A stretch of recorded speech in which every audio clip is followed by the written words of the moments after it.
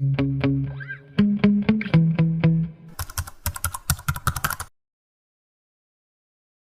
I'm basically from Andhra Pradesh, from a remote village in Andhra Pradesh in Krishna district. I studied from Sainikschool.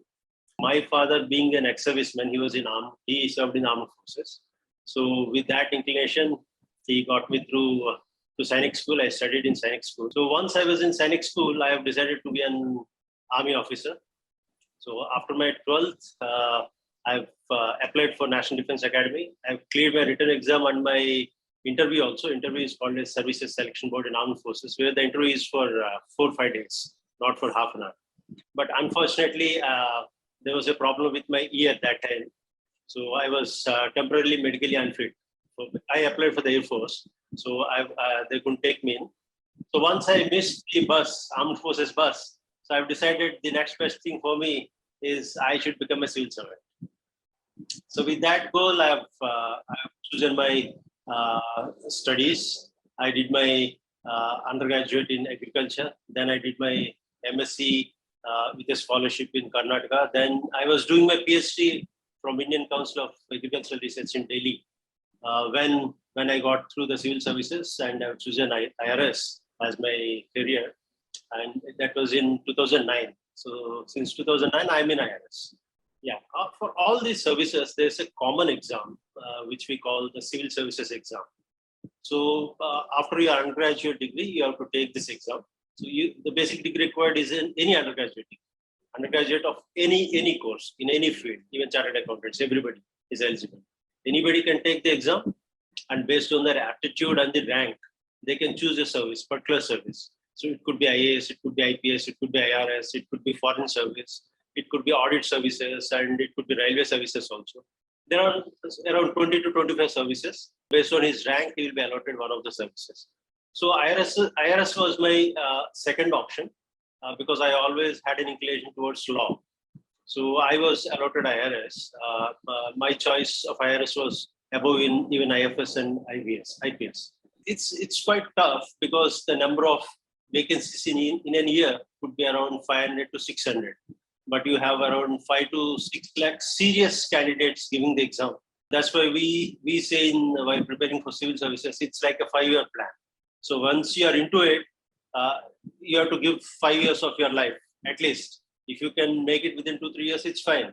You have to sacrifice a lot of things. Your prime life, that's 21 to 30, that's the prime youth, right? But once you make it, then you would have achieved your goal.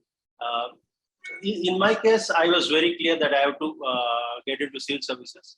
So keeping that in mind, I have decided to study in Delhi, so that it would be easy for me to access various coaching centers and materials.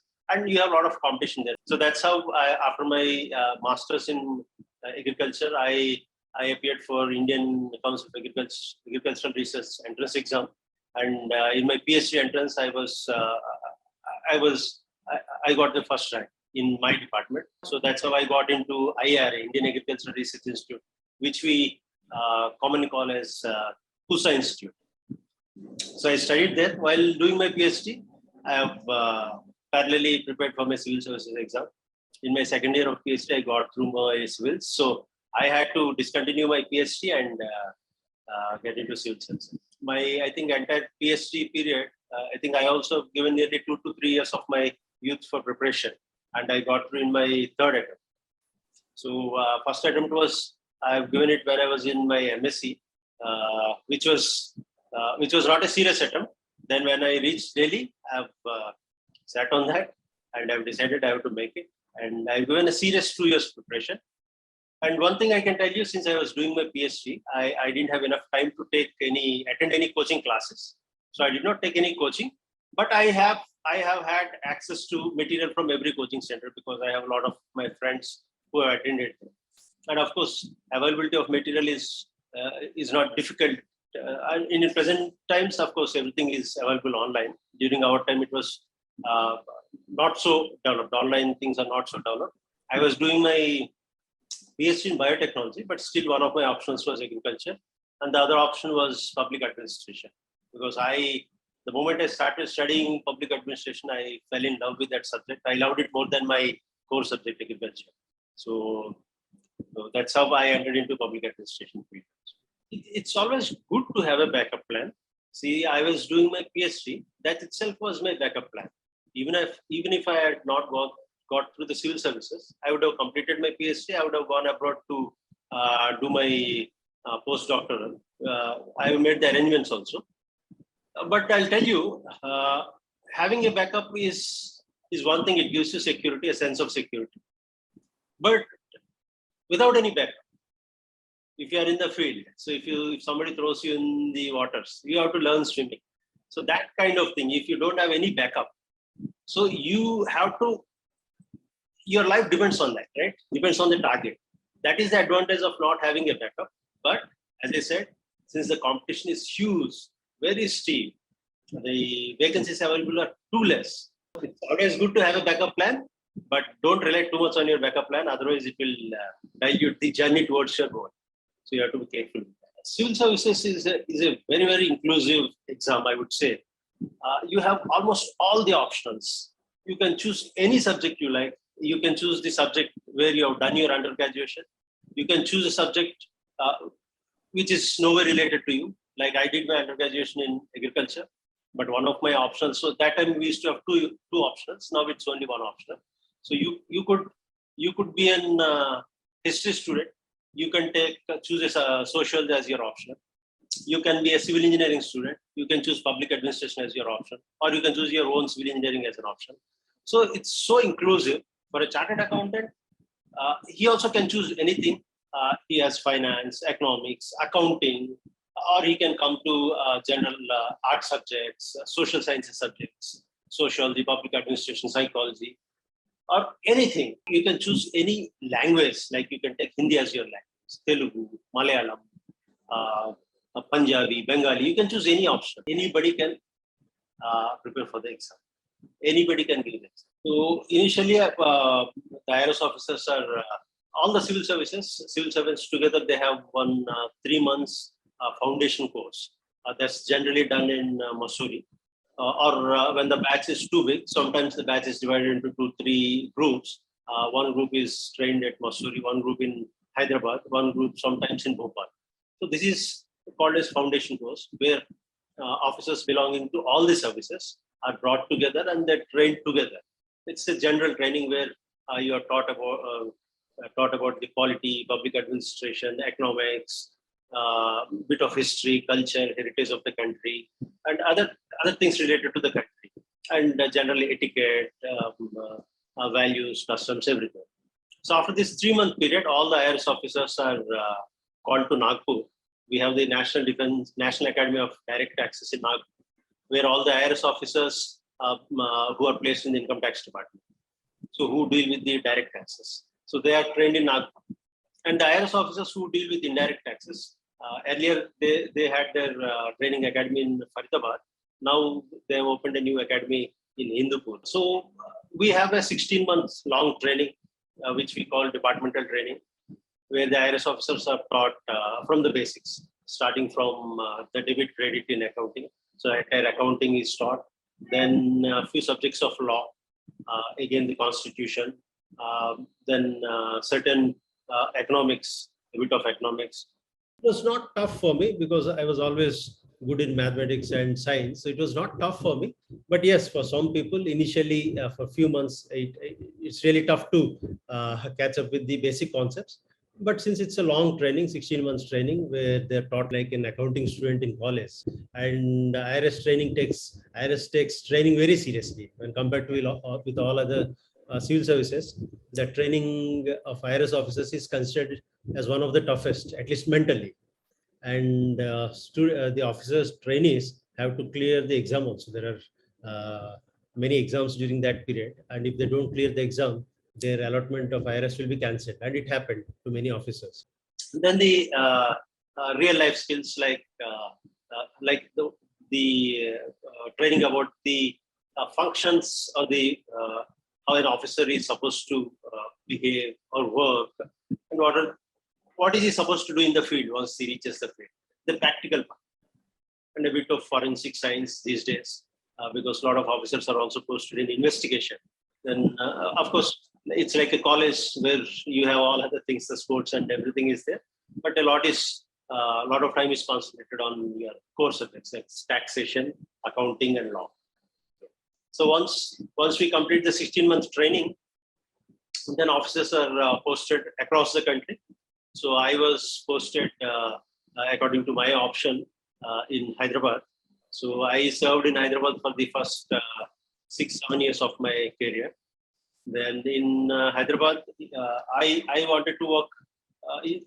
Once I entered IRS, I've decided I have to work in almost all the fields, all the wings in IRS, the corporate taxation, investigation, international taxation, transfer pricing, so that in the initial years at least, so that I'll get a hang of everything in income tax. So when I came here, I was posted in corporate taxation, where I handled important cases. Then I was posted in investigation for investigation, as you know, is the wing which does the search and surveys. So after that, I worked in international taxation for nearly 4 years, for a long time, as deputy commissioner and also joint commissioner. Then I was posted on promotion, I was posted to Mumbai, where I worked in transfer pricing and also tribunal. During this period, I have also taken a study leave. I went to London. I did my LLM in international tax law, for which I was awarded the Chevening Scholarship by the government of UK. So right now I'm back to Hyderabad, and now the government has posted me as Firstsecretary in the Embassy of India in Netherlands. So I'll be taking charge there in the Hague in Netherlands, maybe next month. That varies a lot with the wing or with our postings. So if we are posted in investigation, of course, the day is tough. You start very early most of the days. If there's a raid, you start at 5 o'clock in the morning, and it goes for days together without sleep. So sometimes 24 hours, 48 hours, 72 hours, we go without any sleep with a quick nap in between. So it's tough for officers posted in investigation, at least during the time when raids are going on. And if officers are posted in corporate taxation and other wings, it's not very tough. It starts like anybody else, 9:30 in the morning until 6 o'clock in the evening, with a break in between. Unless there is something urgent, generally they try to wrap up by 6, 7, sometimes 8. But if there is something urgent, sometimes some big case comes, and when the time-barring dates are nearing, so we have to rush. And such days, we even stay the whole night also in the office. People can always manage that time. It's the same amount of time which every IRS officer has at his disposal.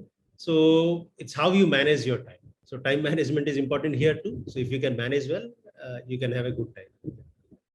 I have a lot of chartered accountant friends in IRS, since they have this is their core field where they have studied accounting and taxation for a long time. It's really easy for them, and it's always good to have a lot of CS in IRS, because they are the people with the domain knowledge. I've seen many chartered accountants in IRS, and they're doing wonderful.